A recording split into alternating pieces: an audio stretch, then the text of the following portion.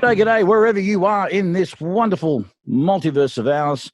Welcome to Mastering Music, Mastering Live, another edition here, coming out from Deluxe Mastering, Melbourne, Australia. Tony Jack the Bear Man's coming to you from my lovely little studio complex. And today with me, after various attempts to get it happening, sometimes due to my own incompetence and technical issues and whatnot, but we're finally here. And I'm particularly delighted to have this gentleman from London, England, working out of formerly you were at wasn't Alchemy Mastering and now at Air Mastering, Mr. Barry Grint. Barry, welcome to the show. Hi, mate. Good to see you. Good to have you, mate. I've got to first of all say thank you very much to our mutual friend, colleague, Klaus Hill, who suggested that I get a hold of you because my podcast in this incarnation is relatively young. We're only maybe 70 episodes deep in this format. And up until now, it's been a very US-centric podcast, and no particular reason. I spent a lot of time and trained in America when I was a young fella. And he said to me, mate, you know, there are so many wonderful engineers in the UK. And because for whatever reason I was just more au fait with that, you know, that part of the galaxy, your name was the first name he came up. He said, you got to get on to Barry, get on to Baz. He's a legend. He's a great guy. He knows his shit. And it'll be really good to get a UK perspective on mastering. So here we are, mate. And we've had a few chats before, and he's right. You're a bloody top bloke. You're a geezer, as you'd say. Geezer. All right, governor.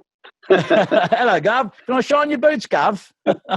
I'll probably be shining your boots because we're not that far in difference in age, right? We're pretty close in age, but you've had a much more illustrious career than I have, and you've managed to, I think, pull off something that's quite extraordinary in this day and age, which is be able to sell your business onto a bigger mastering facility.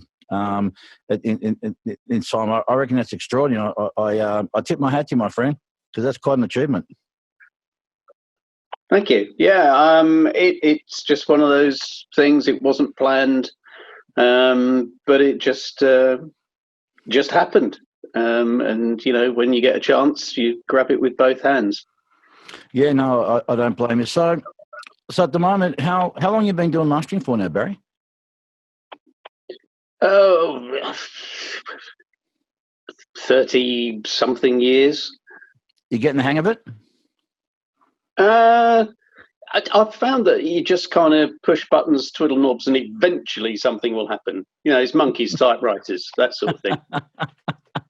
It's I don't know about you, but obviously, I mean, I've been doing this for a very long time myself. I'm coming into, you know, close to 4 decades too, and I still enjoy doing it. I still love the process. I still love the challenge of taking a mix that isn't always going to be spectacular. And while you can't make a birthday cake out of dog shit, as I often say, still the challenge of being able to take something that is not quite there and be able to use your thinking and creativity to take something and make it sound a lot more palatable than how it started.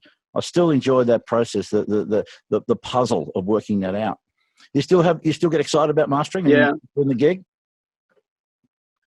Yeah, very much so. It was one of the things that was attractive about having made the sale is that I'm not running a company and I can just concentrate more on just doing mastering. Yeah. And one of the best things I find is that, you know, I commute into the studio and then walk in, the door closes and there's that silence and you just kind of go, yeah, okay. And then get going. Yeah. How many days a week are you pulling for yourself at the moment? Well, now I'm cut down to 3 days, but I'm doing 3 long days. So I still work a full week, but just over 3 days. And then I've got a young lady called Cicely who works the opposite shift to me. Mm-hmm. And she's joined us recently. I've been trying to get her to join us for quite a while. She's really good. And it's working well. I think it's wonderful, mate, that you've got I've said this many times. I'll say it again at the risk of repeating myself and boring my audience. But I'm not a champion of the women's movement or some kind of poster boy for feminism. But I love the idea of seeing more women in our industry, because there are some kick-ass engineers out there that are ladies, and unfortunately for them, they need to work twice as hard for half the opportunity. So when I hear of any studio that is, having females working in there, and I love hearing that, and I think it's important that we get, I hope we get more women over time in the industry, man, because I don't know about you, Barry, as much as I like to think my hearing is, it's good enough to do the gig, you can't throw something at me to listen to, and I can't tell you whether it was a man or woman that did it. There's no differentiating qualities about audio that tells you, oh, that's female centric and that's a male. So it's beautiful to see that, and I commend you guys for for supporting women and getting them involved. Yeah, I mean, it's one of those things that now I think that the business has become more professional, and that has enabled more women to become involved in the business. When I started, I started as a runner at Trident Studios, and we were working up to 24 hours on, 24 hours off, rolling, continuous. And, that isn't allowed now, which is quite right. It should never have been allowed in the first place. Mm-hmm. But that means that, the studio environment has become more professional, and that opens up the opportunity for sensible people to be able to have a career working in a studio. And agreed. And it'll come. More women are coming through all of the time, and the way the business is now, it's not. You can't turn around and go, oh, I'm only going to employ a bloke. You can't afford to do that. You have to employ the best person for the job. Yep. And that's going to give women lots of opportunities, and already has. Yeah. There was a young girl that used to work out of here for a little while, and she's moved on to other things. But for the time that she was here, what I found about her, and this is just a generalization, apart from the fact that the girls have got to work twice as hard to get noticed and to get their opportunities. But I just found generally in the studio, they were better workers. And by that, I mean, they were more detail orientated. They were a little bit more conscientious.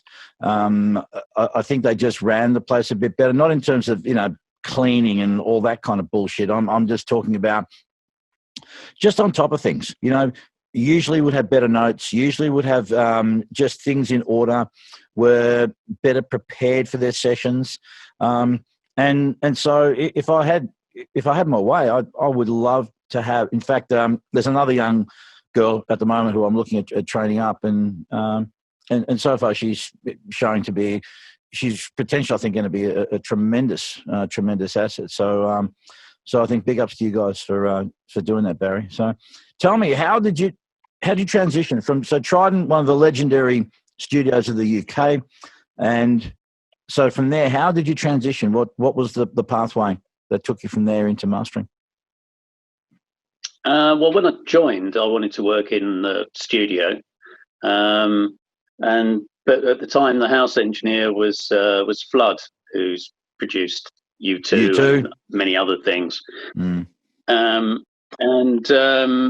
He was there, and he was working on this track for virtually 3 days and nights solid, and I just thought, I can't do that. I can't handle listening to the same thing over and over and over and over. And it just so happened that Ray Staff was upstairs on the 3rd floor doing mastering.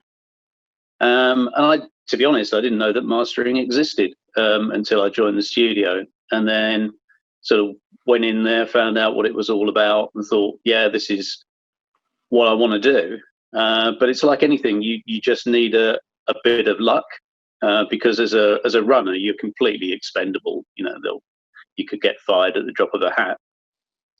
and Ray was using an AMS disc cutting digital delay, and it broke. And I had a little while earlier worked for the BBC, not as an engineer, but in a clerical capacity.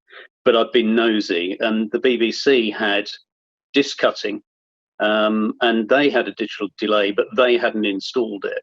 Right. So when it went wrong, this T-boy walked into Ray and went, "I can get you one of those," and I phoned up the BBC, and they weren't using it, and they lent it to the studio until we got our one repaired.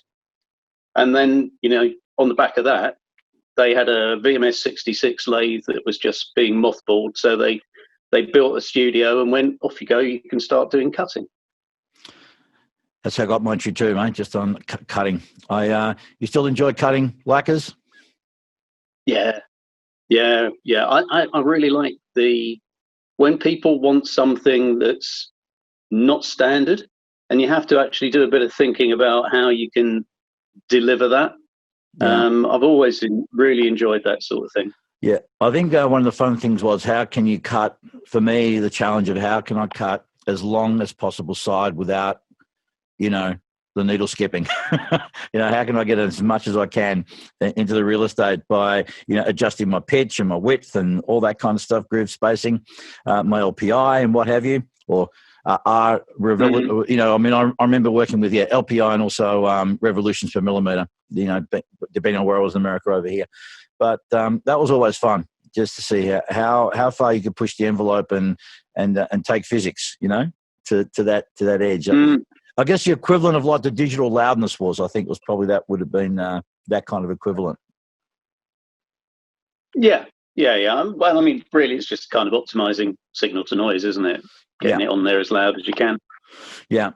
One of the most common questions I get asked by young engineers and just people who are interested in it is, what's the difference these days in mastering for vinyl? And lots of people have written about the topic, and there's lots of varying opinions. But I'll be interested to hear from your perspective, what are the sort of things that you think people should be mindful of when they're preparing a master to be cut? What do you, and I'll ask us, the supplementary question is, what's your take on, because there's a lot of talk around things like elliptical EQ, as in that being done prior to you receiving it. People talking about the monitoring of the bass and all this sort of stuff. So what are the things you're looking for? What are the things people should be looking out for? And how best to present it when they send it? Okay. I mean, so far as mastering is concerned, my view has always been that if you've got something sounding right, then whether it's going to be for digital or cassette or vinyl or whatever, then you've got it sounding right. And Correct. then what you would want to do from there is make the minimum compromises to that in order to accommodate the medium that you're going to. Yeah. So the thing that I find really frustrating at the moment is the amount of audio that comes in to be cut for vinyl, and it's been mastered usually in the States, and it's absolutely squashed flat. And you'd have to turn it down and down and down and down just to get it so that it isn't distorted. And the vocals are always really fizzy, like they've got an exciter on them. So, you're having to really quite heavily DS. And the thing that actually results is that once you've done the DSing, and try to address all of the things that would sound terrible on vinyl, quite often the audio sounds better for having done it. Yeah. So for us, when we are mastering and going to be doing the lacquers, we'll obviously do the limiting that everybody has to do in order to get up to a commercial volume. But when we come to do the vinyl, we take all of that limiting off. Yeah. And cut the vinyl. And one of the things that we've noticed is people saying, "Oh, the vinyl sounds really open." And it's like, well, yes, that's because you haven't squashed the life out of it in Correct. order to try and get into the loudness wars. Yeah. Absolutely. And then as far as EE is concerned, the best person to deal with the EE is the person that's going to cut the record. Agreed. Purely and simply because, if you send me something and you've already stuck a 300 hertz EE on it, then that's it. That's done, and I can't change that. Whereas if you send it to me without the EE, I can look at the lathe and see how the lathe's reacting to the program. Correct. And I can do the minimum amount of EE that's needed rather than just going, I'll stick in 300 and that'll be fine. Yeah. So you have to trust, generally speaking, if a guy has got a lathe, he knows what he's doing, and you just have to trust him. Yeah. And like, as you said before, which is a very good point to reiterate, master the record and get it as close as possible to the finished article that you want to be, and allow, because back in the day, we started Barry, it really was about a transfer, really. I mean, here's a 1/4 inch, 1/2 inch tape, here's the lathe, and it really was a transfer with minimal processing in between the source and destination. And over time, we're seeing a lot more processing happening, and it's wonderful in many ways. And obviously with the advent of digital, we've really seen that explode. And people, I think, also are trying to set, quite often I even get questions like, I read somewhere that they do this, so should I be compensating for this or compensating for that? I said, no. And you're right, just get it to the right spot. Trust the guy who's cutting. He knows his gear. He knows, what's going on. He knows how to set up the gain structure right, and just let him do the transfer so that you get back your test pressing and it's like, oh, here we go. This is how I remember it, just a little bit better. Yeah. I mean, the thing is that if a mastering engineer doesn't know what he's doing, and particularly a vinyl cutting engineer, if they don't know what they're doing, they won't be in business very long. It's as simple as that. You have to be able to do the gig in order to have a career doing it. And it's the same with any job. If you're no good at your job, then you won't be doing that job for long. Yeah, I agree. What do you think of the I don't know if you even have a view on it, but what do you think of the fundamental differences between, if there is such a thing as UK mastering or the UK sound and the American sound? What are the things that you notice, or do you think there is any things that differentiate the two different styles of mastering? I don't think there's a difference as such. I think there's differences as you'd expect, engineer to engineer, and I think that really depends on what you want to achieve. A lot of the music that I am work cutting or doing something for the UK market on, that's been mastered in the US. I mean, it really is brutal. I've had stuff come across with 2 dBs of dynamic range, and it's just noise basically. There's nothing in there that adds tone or color or dynamics or anything, because it's just been flattened out of it. Yeah. I've also, and I'm being very general here, Barry.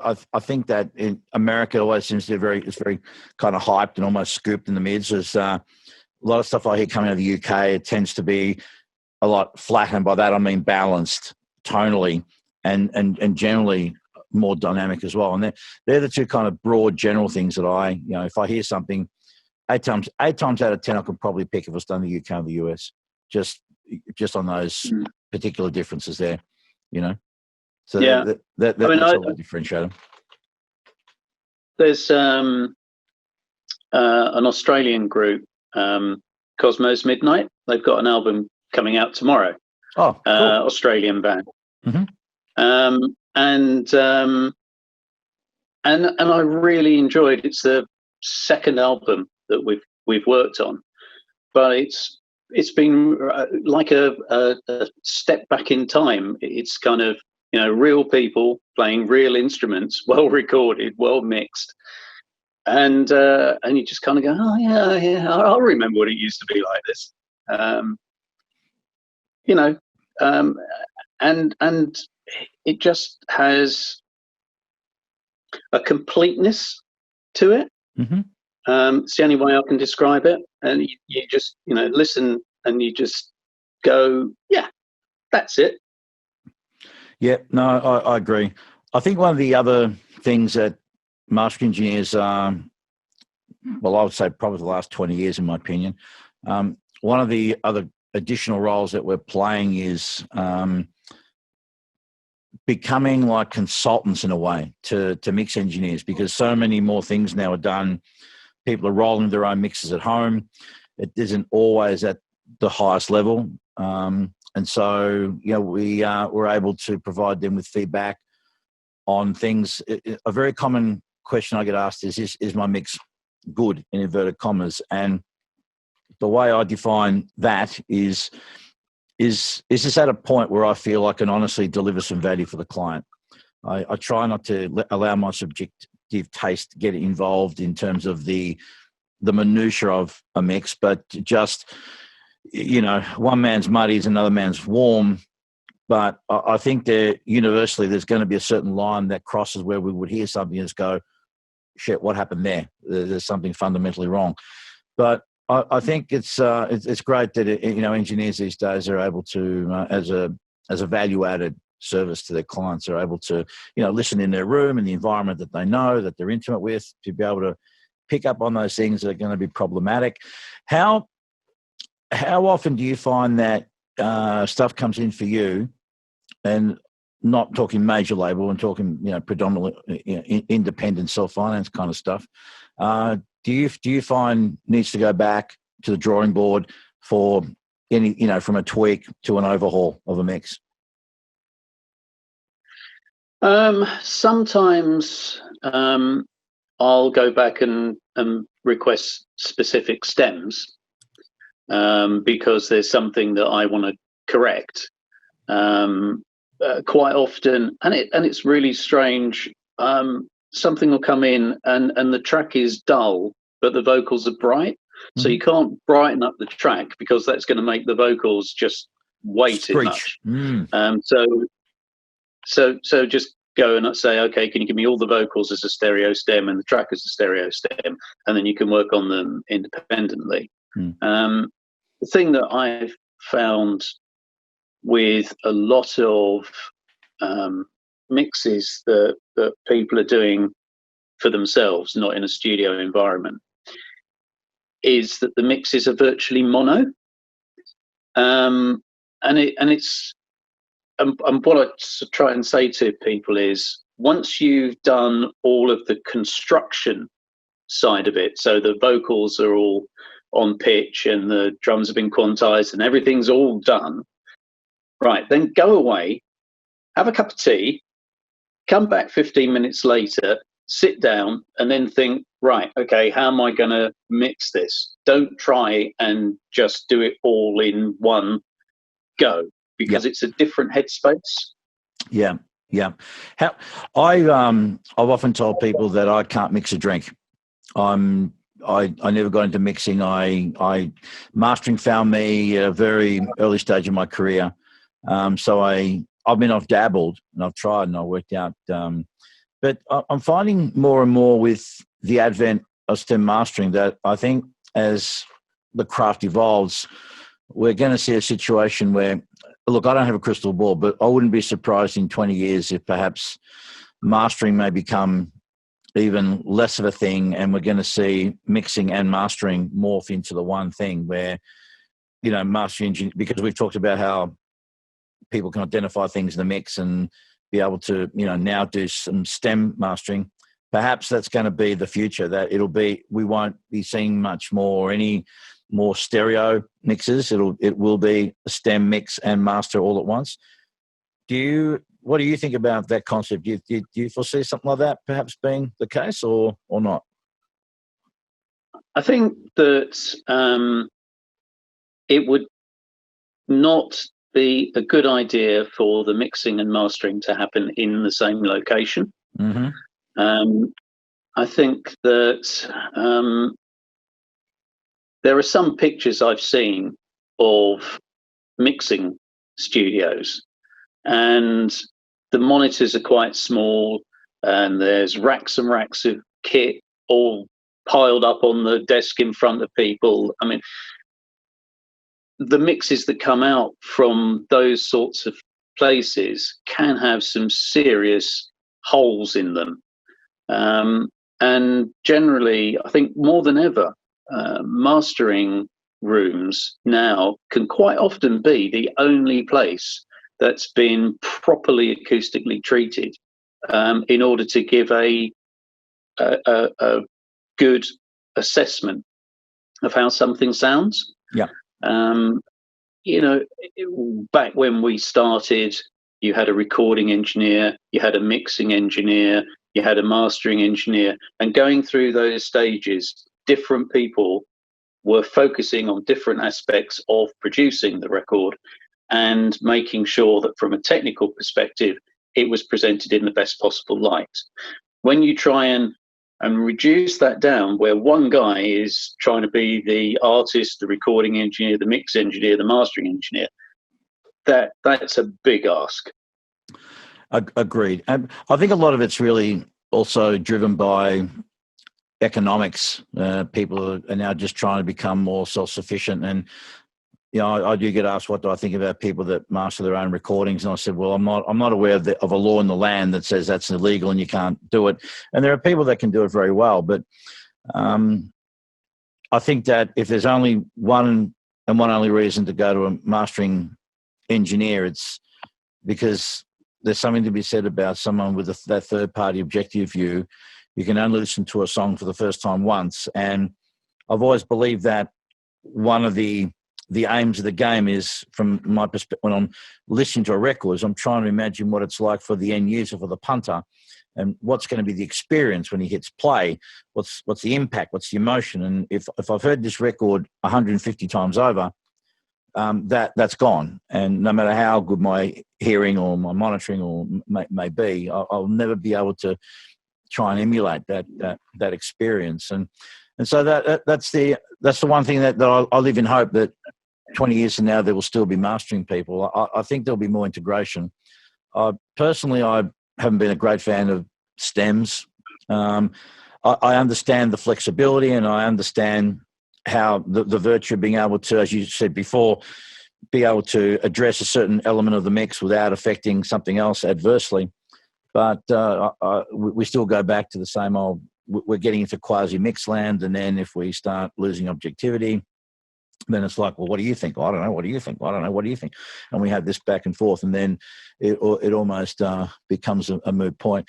I think a good workaround for me these days, Baz, is I've just often asked people these days if there's a particular part, an element of the mix that may be problematic, is to maybe do 3 or 4 different versions, and then you can just line them up in your DAW and just make an executive decision. And if you want to get really fancy, perhaps maybe, edit in sections of one version, and, vocal up sounds better here and the vocal down sounds better in the verses or in the choruses. Compile a version that way, and that way you can still keep it fresh. But it's going to be very interesting to see what happens in the future, my friend. Yeah. I think with the stems, quite often, people, it's the mix, but just presented to us as stems.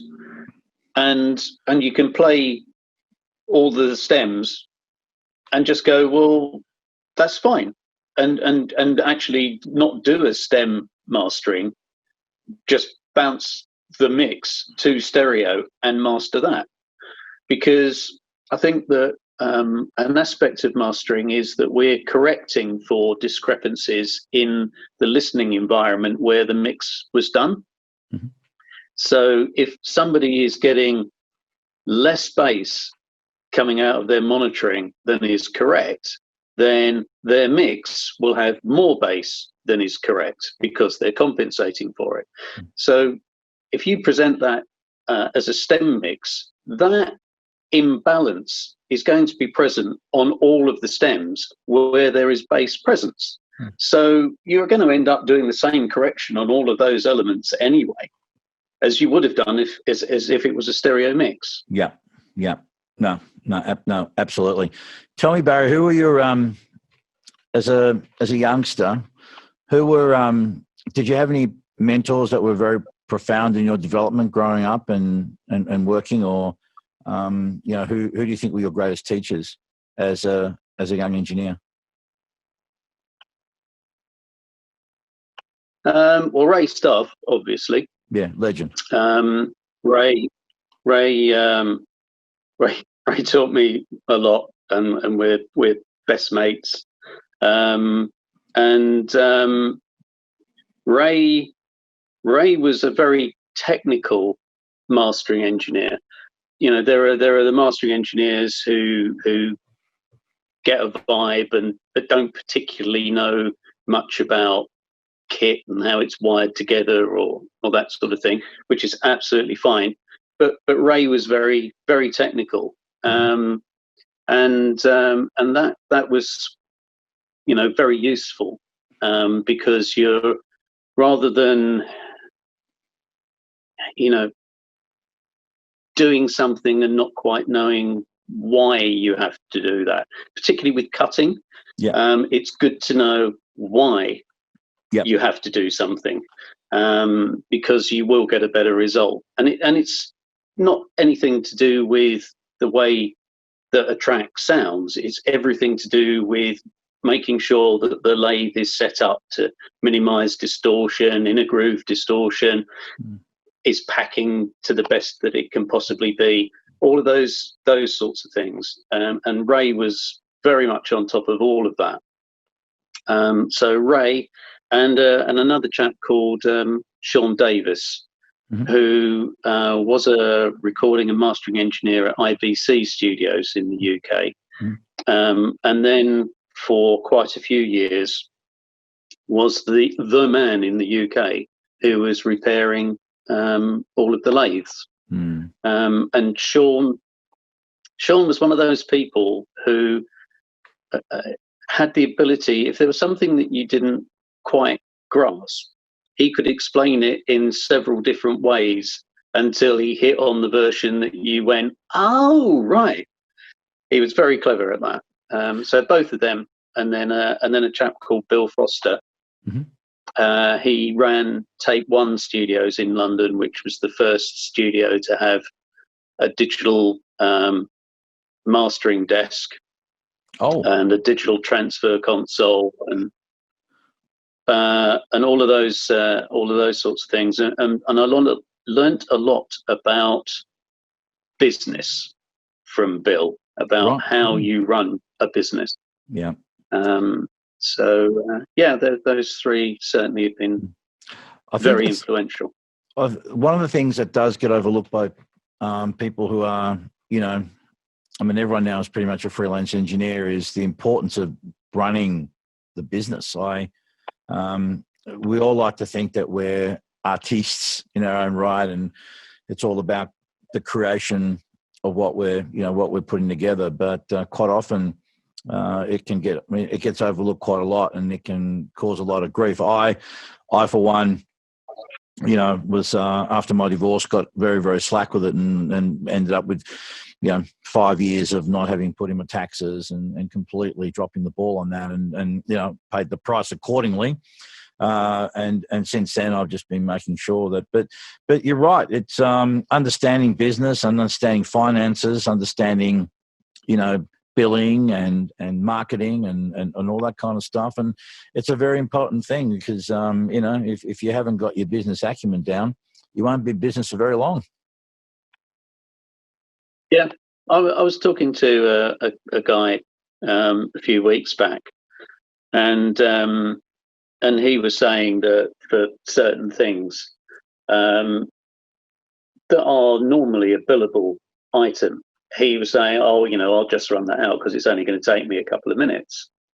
And I was saying to him, yeah, okay, but it's only going to take you a couple of minutes, but you're still paying rent, rates, heat, light, power, depreciation on the kit for those 2 minutes. And all of those 2 minutes will add up and you won't make money. You have to, I'm not advocating, being brutal in your charging, but you have to be fair. And you're providing a service and it's right to expect to be paid for that. Yeah, look, I agree with you. There was a time I remember, and of course, I'm sure you remember when making a CDR production master was, several $100s. The technology was fairly new, and the blank discs were expensive, and there was time involved. Obviously, the all important QC of the disc. But I remember there was a time when I'd have clients who would say to me, "What, you're going to charge me this much for that? It's only a bloody bit of plastic, mate." And trying to explain to people that, yes, that disc these days only costs 5 cents or whatever the per unit price is, but it's the most critical part of the process. This is pre-DDP days, right? To cut the disc, to listen to it, to check it, the audio, to make sure there's no clicks, to make sure there's no distortions, to make sure there's no anomalies, because obviously the consequences were dire if you ran off, 10,000 pressings and there was a glitch or a pop or a click on there. It's a similar thing, I think, too, in when it comes to running off alternate versions. There seems to be sometimes a perception that, well, why would you be charging me extra a certain rate? I mean, over here, I can tell you, whatever I negotiate on a project, let's just say, for example, it's 100 quid for a song. All right. And they want to do a vinyl version, I'll do the vinyl at 50 quid, or a TV mix or whatever. And often the look is, well, hang on a minute. Like you said, you're only going to run it through again for the most part, and you're going to charge me that. Haven't you already done the work? And sometimes it's a matter of just trying to explain to people. Thankfully, over time, I've got less and less people who are like that, because frankly, I just don't want to deal with people who don't. I mean, there's a part of the job you've got to educate people, but frankly, I prefer to be with people that kind of at least understand or respect the process. And this is why I like to, I don't know about you, Barry, but I welcome people understanding what goes on. We've often been told, years ago, the black art, and I've always wanted to dispel that myth, because I'm a great believer that the more your clients understand the process, and particularly if they're mixing records, because I think that when they understand what you can, but more importantly, what you can't achieve, then they will go back, and I think that they'll make better records, because they're not going to try and second guess and predict what you may or may not do to it. So how often do you find you're educating clients, shall we say, or showing people what's going on, or giving them insight into what it is that you're doing these days? It happens occasionally. There's a job that I've just completed, and it's a young lad, and he said, "Look, I've not done this before, so I don't know what I don't know," and I just said, that's okay, it's no problem. I'll walk you through it as we go through the whole process, and I'll give you any information that I think that will be helpful to you about factories to use and how the records are manufactured, and so on and so forth.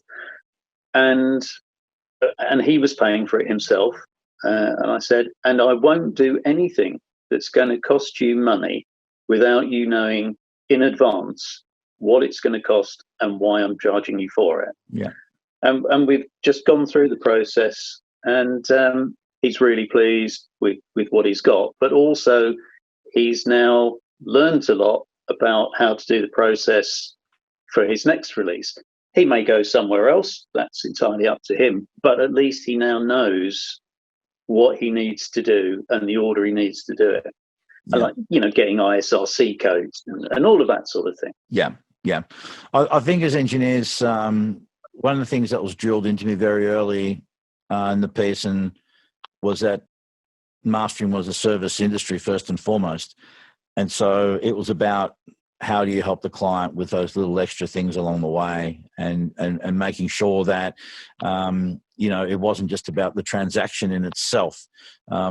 In this day and age, Barry, I'm a great believer in the adage of your success as in the artist, the client is mine. And so I find myself often, wanting to, to help them along the way post once they leave in terms of recommendations or things to be aware of, as well as even just, getting on social media and with their permission, playing their music and creating some awareness. Not to say that my social media is going to make anyone rich or it's going to help them, get 3 billion streams. But again, it's any little thing that you can do for someone after you've actually had a transaction to help them along the way and show some care factor and investment in the record, be like a surrogate member, if you will, for the day.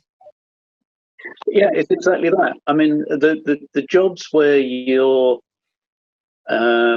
welcomed in, if you like, as part of the team that's helping to create the product, are generally the jobs that are more rewarding. Where you just get somebody and they go, here you go, here's a file, can you cut me a set of lacquers on that? You don't really get anything out of that. Yeah, absolutely. How much these days are you finding between major label and indie for yourself these days? That's a good question. I'd say probably 75% major label, 25% indie. Wow. Something like that. That's extraordinary. For the majors, I mean, I just do an awful lot of cutting for the majors. I think I've just been cutting records for so long now. They kind of go, oh yeah, we'll send it to Baz. He's done it before. Yeah. So I get a lot of that coming through. Do you do? Are you finding that? Hang on, let me try and re-ask the question in a better way. Do you take a different approach towards mastering for the streaming platforms or for just the online digital world as opposed to the CD digital world?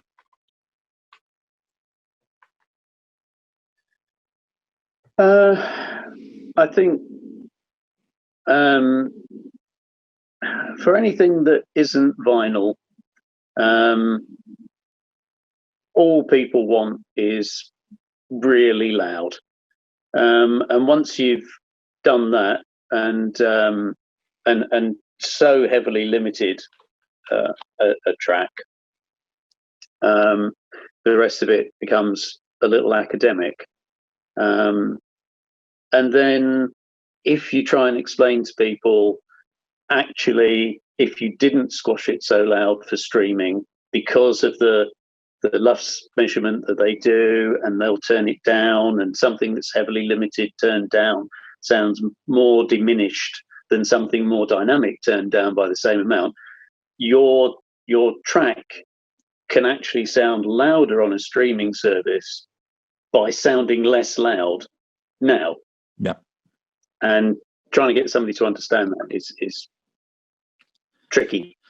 There's still a certain amount of insecurity around it, isn't it, Barry? When you deliver something like that, and then there's a fear, isn't it? It's like, oh, it's not going to stand up next to whatever, when if it's followed by a certain track that's going to, that they know to be slammed and loud and whatnot. But I agree. I remember back in the 90s, it was a big thing about a lot of mastering engineers and houses would market themselves as we're particularly good at the radio mastering, whatever that was. And we optimize your stuff for for radio. And I always thought that was really quite funny because, again, as you said before, it's just get something sounding good, let it translate well. Vinyl being an exception, obviously, because of the the mechanical medium and the physics and whatnot. But every radio station sounds different. They're always in a state of flux, and I'm sure it's no different with the streaming services. And even they're still trying to determine a standard, if you will. So if you stick to the sound, make it sound great, regardless of whatever change they make or algorithm they go to, it should sit well, right? Yeah. I mean, when I started, sometimes we would do a limited run of vinyl that was more compressed, and those records would be sent off to radio stations, and the whole idea was to make sure that there was a protection device for the transmitter called an OptiMod. Yep. Which had a very fast attack time and a really painfully slow release time. So if it got triggered, basically the volume of the radio station virtually disappeared. And then it took about 5 or 6 seconds to gradually come back up in volume again.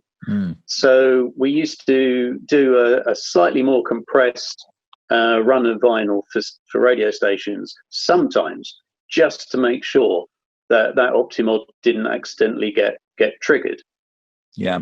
But then later on, I had a brief career on a radio station, a commercial station in the UK, and they had 2 19-inch full height racks of processing kit, and they were squashing and widening and doing God knows what to the audio. So things have moved on, and as you say, each radio station sounds different, and all you can do is go back to the very first thing that we said, which was get it sounding the best it can be.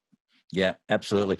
Well, over in America, a thing over there for the time I was there, and I guess it probably still is, but certainly at the time, and I'm talking 80s now and into the 90s, there was a lot of formatted radio, and I've known of engineers that would make different sets of masters for different territories around the world, all with their own individual kind of different things. And I remember one engineer I met who was actually making special masters just for the BBC, for BBC One.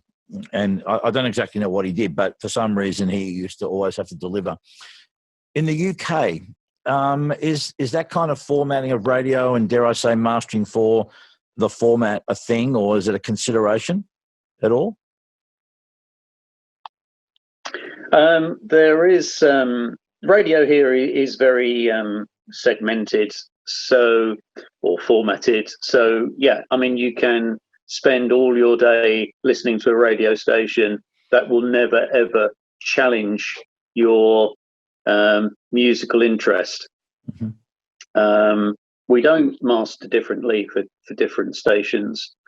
Or formats. I mean, when commercial radio started, you'd get the charts, but you'd also get a mix of other things thrown in that the program controller thought merited airplay. So you'd be listening to something in the top 40, and then suddenly a bit of two-tone would come in, or some reggae, something like that, and you'd just kind of go, oh, that's interesting. But that doesn't happen now. You can just spend your whole life listening to your favorite genre of music, and you're missing out on all of the other stuff that's out there, which I think is very sad. Yeah. What were your musical influences growing up? Were you exposed to a wide variety of things growing up as a youngster? Have we lost you?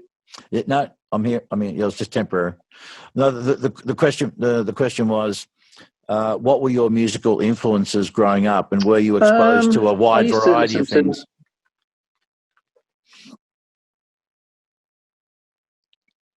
Go on. You used to listen to what? I used to listen to my sister's records when I was growing up, until I could afford to go out and buy my own. But mainly just listening to radio. Yeah. Have we? I think we may have killed over here. No. Oh no, I'm here. I'm good. So you say you used to listen to your sister's stuff until you went out and bought your own things, but radio was the main. Radio was your main. Yeah. Source No. of, You you there, mate? Have I lost you? Yeah. Yeah. You can. Oh, you just started to come back there. Yeah. The first record that I bought was by a band called Blackfoot Sue. Which was sort of a bit of a rock band, and then Status Quo, Led Zeppelin, bit of T-Rex, that sort of thing. Then I started DJing, and after that, it was pretty much whatever was in the charts, and then going out and playing in clubs. That's music's amazing. always been part. It's very similar for me. Just my earliest memories was listening to the radio, and I was always fascinated when I listened to it. And I always used to think that the bands would be going into the studio and playing live. I had no concept that it was a record that was being played. So that was my initial as a youngster, and started collecting music seriously. But I think the first record I ever got as a kid, not with my own money, but that I remember was Peppermint Twist by The Sweet. And it was on RCA, a little 7-inch 45 was the first single that I remember.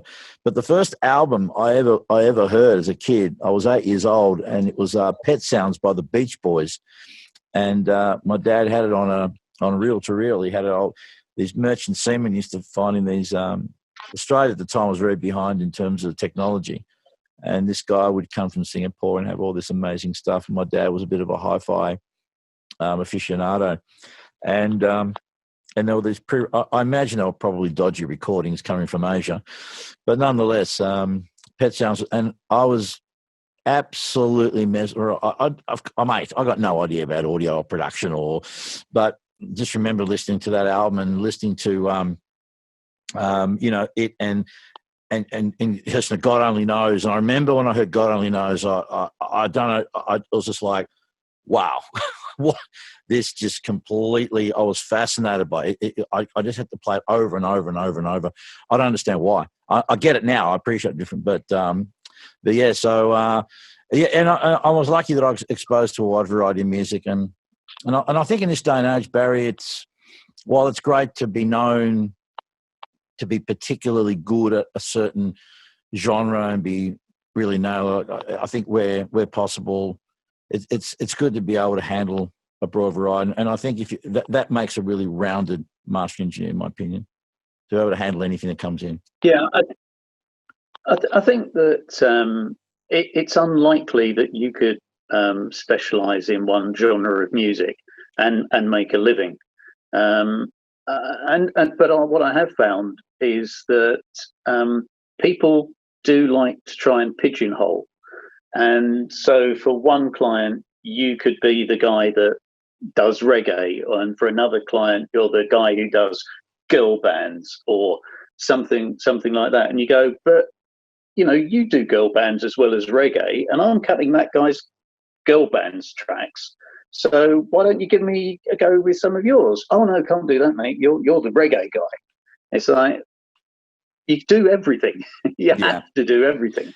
Yeah, you have to. But I think also it's hard to fight people's perception, and sometimes these things are out of your hands. I mean, for example, if you've worked on a record that's done particularly well and it is known in a certain genre, then all of a sudden you become the man for that, and that can be great for a while until that dies off and something else takes over. Or as you said, you're good at something, but if people think, oh, I'm not sure, yeah, you're good at that.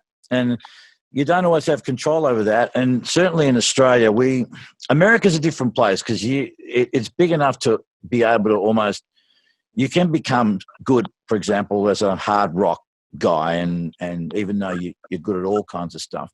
But in this country here, mate, we're just a drop in the ocean. It's just not going to work. And if you do become pigeonholed, I think that can be very dangerous. Yeah. There was a brief period of time where I became the man for mastering death metal. Oh, really? Unfortunately, that didn't last too long. I must say that is one of the genres that I've tried so hard with it. And, people, there's, from what I understand, it's incredibly technical and whatnot. But as much as I've tried, Barry, I struggle to get my head around it. And I'm okay with the fact that I don't get much in the door. But that would have been a trip, man. Having a whole bunch of that coming through.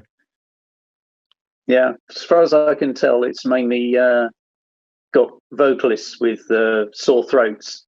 I remember years ago. There was a black metal, death metal. There's a lot of subgenres within that genre. But coming into the studio once, and this guy was sitting on the couch, and he actually had manuscript. And while the track was playing on mastering, he's actually following the manuscript, and he was very musically au fait. He knew his legatos from the staccatos, and would talk to me, not in terms of frequency but notes. So he'd say, "Oh, just on that B, can you just do something?" And it was weird, man. It was different. I've never done anything like that since. And coming from a death metal guy, because I think we think those guys are just, radical, hard, satanistic, blood sucking, freaks who are just dealing with noise. But quite a few of them are actually very musically, well versed and yeah. But it's not my cup of tea. It's a legitimate. No, it's a legitimate form of music, and yeah. I just think getting different things coming through the door is what keeps everything interesting. If you're doing the same sort of stuff day in, day out, you're going to get a bit jaded. And it's that thing of why I didn't want to go into being a studio engineer, being a mastering engineer. You're always getting new things coming in through the day to work on, and on a really busy day, the time absolutely flies by in the studio. Oh yeah, it does, and I love the variety, not just for the fact that I enjoy a wide variety of music, but I got chronic ADHD. My attention span is like an earthworm on meth, and so I can tune out pretty quickly. So I need something new to replenish my interest, keep me going. So mixed world for me, like you, mixed world for you, like me for you was the same. I just thought how dreadful to sit grateful to be in a room and have the experience of being somewhere where 400 other people are outside who would sell their mothers to clean the toilets. But to hear a kick drum for 6 hours straight, my friend, particularly when you're not really hands-on, it was brutal. Absolutely brutal, Yeah. And I think too, like it still amazes me how, especially so back even today, us as mastering guys, we're not rock stars. We don't share great prestige or profile in the industry where we're tucked away in our suites and we're doing our thing, and I think for me the kicker for me that really made me go, yep, I'm going to pursue this path was the fact that the opportunity to grow quicker was available in mastering as opposed to being a studio engineer where you're a T-boy, you're a runner, If you stay there long enough and they liked you, then perhaps you'd be able one day to stick behind and empty out the ashtrays and roll up the cables and then maybe set up mics and then maybe a tape op. And it was a much longer, drawn-out process to, and of course, not everyone could become an in-house engineer at the time. You were lucky if you would become an assistant. And I've seen many careers of people, 20 years as an assistant engineer, and as opposed to, well, here's something that nobody really knows about that's available. You can come in and you can be fast-tracked into becoming an assistant relatively quickly, and then perhaps an in-house engineer, or learn how to be a freelancer. So for me, it was just a very pragmatic approach, because I didn't care about being a rock star or being known. I just wanted to do a job I loved, and that was it. That was the only motivation I had. And I gather you were similar to you when you were young. Yeah. No, it's a beautiful thing. I think. Go on, Barry. Sorry, you go ahead. I was just going to say, I think for any people getting into mastering, and it was something that I knew, but I just didn't really. I wasn't concerned by it. Was that mastering engineers don't get points. So if you are in a studio as a recording engineer, mixing engineer, you will get opportunities to get points on records, which means that as you get towards the end of your career, your pension will be the royalty checks that come in through the door for the jobs that you've done in the past. With mastering, you don't get that. So if you're going to start out in mastering and make that your career, you do need to think about the future, and you will need to get a pension in place, because otherwise, you're not going to get any other source of income. Yeah. Or I think in this day and age, I think there's room for people to become mastering engineers just solely to find themselves, in that role. I really believe that is the case. And I also think as well that it doesn't hurt to look. In my case, Baz, I've been transitioning and evolving over time into doing, mentoring and helping young kids, and because while I absolutely love what I do, I also have a great passion for overseeing the careers of young kids and helping them go on the right path, because I was very fortunate to be mentored by great engineers at a young age, and it always stuck with me how people that didn't know me at all would still be willing to give up some of their time, to gracious enough to show me things and be very humble about it. And very rarely do I ever find anyone that said, look, I've got the secret sauce and I'm not going to show you this, or I'm not going to explain that to you. As a guy that's, in a similar vintage to myself, are you finding that you're doing more teaching, or are you finding that you're doing more of that sort of thing, or opportunity rises for you? Or is that something that you'd consider, maybe down the track?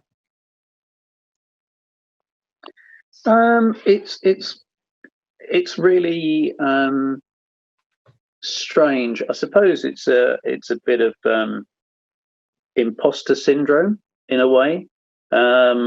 Please. Sorry. Well, please. No, I believe you. I believe you, because I had that for up until maybe 2 years ago. I had but please tell me, because a lot of young kids, it's really great that you're opening up about this. So tell us about your imposter syndrome, because it's rife. Go for it, mate. It's just so when I started, you learnt by doing the job and learning from your mentors. So there wasn't a formal training. You couldn't go to university or do any of those things. And I've just spent a career doing what I do, and I don't. I mean, I can teach somebody how to cut a record, but how can I teach somebody to do mastering? It's I find it's a very personal thing, and I can't teach them to hear what I'm hearing. I don't know. I just don't think I would be a very good tutor. Well, I would respectfully disagree. I would also respectfully say you're anything but an imposter. And I'm not saying that to piss in your pocket or because I'm looking for a new best friend. I think when you look at your career and put it on paper and somebody just comes along and can see, if you put you and I next to each other, for example, okay, just on paper, no one met us, no one, yeah, your resume would run rings around mine. And I dare I say that anybody who had a choice of who would you rather be taught by, I'm sure they'd look at your list and your resume and go, I want that bloke, right? And I think when it comes to teaching, Baz, I agree. You can't, no one's going to be able to hear the way you do or interpret the record the way you do. But I think there's something to be said about teaching about some technique, about workflow, about running a session, about the importance of dealing with people. And because for you to be as successful as you are and anyone else like you, it's not just enough to be technically proficient. It's about problem solving, and it's about relationship building, and it's about business, and it's quite holistic. And I think those are the sort of things that I feel a guy like yourself would be a brilliant teacher and mentor. And dare I say, if you were to avail yourself, not exclusively in doing that, but I think it's just part of what you do from, whenever the time is available, you'd be a gun at it. And you got a really nice and easy way of speaking and expressing yourself and explaining things in layman's terms, which is really important, because even Einstein said, unless you can explain something, to an 8-year-old, then you haven't quite grasped, what you're talking about. And I would, with great respect, maybe say, maybe that's something you consider, because I run these online mentoring things, and I'm starting to do some more. And I think you'd be a brilliant guest speaker to come on and just share your experience and wisdom with kids these days. So I'm going to... Won't take long. I'm going to... I think it's great to be humble, but I think it's also good to be able to, pat yourself on the back and acknowledge what you've done, because, we occasionally talk about, I've often said, my career's been a blag and smoke and mirrors, but, you can fool some of the people some of the time, but not all the time, Baz. No one's that good to bullshit people for that long. So I think it's something you should consider. I'd employ you, that's for sure. Baz, it's been wonderful chatting with you, my friend. Thank you. Oh, just very quickly, what is it with you and the dad jokes, mate? You seem to have online, for those that follow you, you're the king of the dad jokes. What's up with that? Well, have you looked at Facebook apart from my feed? I mean, it's one of the world's most depressing places to be. In it. And I'm not going to start preaching politics or religion to people. Yeah. So if I can stick a dad joke up there and elicit a groan, but sort of brighten up someone's day a little bit, then that's fine. It's a better use of Facebook than most people. I agree. I think anyone that can bring something positive, and look, I get a chuckle out of a few. Some I actually laugh, like really have a good laugh at. Okay, look, just completely on a complete tangent. Speaking of comedy and funny in England, when I was 14 years of age, my friend introduced me to Derek and Clive. And and I actually every now and again pull the odd pull the odd record out, they will listen. And even in this day and age, you never get away with the shit they pull these days. It's just no zone. But I love English comedy. I think English comedy is amazing. It's funny. I grew up on it. Did you ever listen to the Goons? The Goons was just a little bit before my time, but I do remember and mine. You know, but I've heard it on record and now online, and some of those things are just really out there, extremely funny. Well, I need to go back and revisit it, but for me, it was Kenny Everett and obviously Benny Hill, the two Ronnies, obviously all the Carry On type movies, which we thought were absolutely brilliant. On the Buses. So all that was my diet, growing up as a kid, and every now and again, Bless This House. Going back to them every now and again on those cable channels that show the old repeats, the classics. It's funny listening to them in 2020 how comedy's changed and how it's very different. But I still get a giggle out of them because it's nostalgia at the end of the day, Yeah. So good for you, mate, for bringing a little positivity onto the online world. Baz, thanks very much for your time, mate. It's been a great chat. I appreciate your insights and input.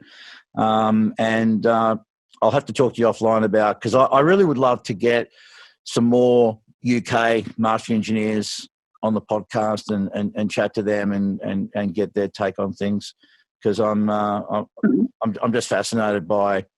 I grew up with a lot of UK records, and I love the UK sound, if it's such a thing. Just get more input and that. So I'll have to talk to you another time offline to see if we can, because I'm sure you know a lot of pretty decent people over there. Yeah, we can organise that. It's not a problem. All right, you're a good man. All right, mate. Thanks very much, mate. I appreciate your time.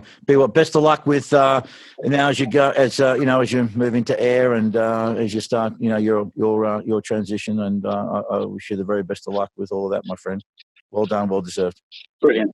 Right, good on you, mate. Thanks a lot, mate. Good to talk to you. Yeah, always a pleasure. You too, mate. So that is it. Barry Grint now at Air Mastering in the UK, one of the most prestigious mastering houses in the world. And I really enjoyed my chat. And before I leave, I must say thanks to my sponsor, Omega Jiu-Jitsu MMA in Collingwood. Thanks very much to George Soteropoulos and the gang out there. And thank you so much. I'm just very, very happy that they're sponsoring me. And I'm so happy that we're doing our Zoom classes right now, because I put on a few COVID kilos and I'm ready to smash them away. So if you want to get involved, get onto Omega online, and you can start training with us. We're family friendly, female friendly, kid friendly. We're just friendly. We're a bunch of killers, but we're friendly people. So check us out at Omega. So thanks to George and the gang. I'm out of here. Thanks very much for your company. Check us out online. Make sure you subscribe. Tell your friends. We'll be coming up on SoundCloud pretty soon as well, hopefully. Neil, if you're listening, get us up on SoundCloud, son. And that's it. I'm out of here. I love you guys. Take care. Please be nice to each other. But more importantly, be nice to yourselves, and we'll catch you next time. All right. Cheers. Bye.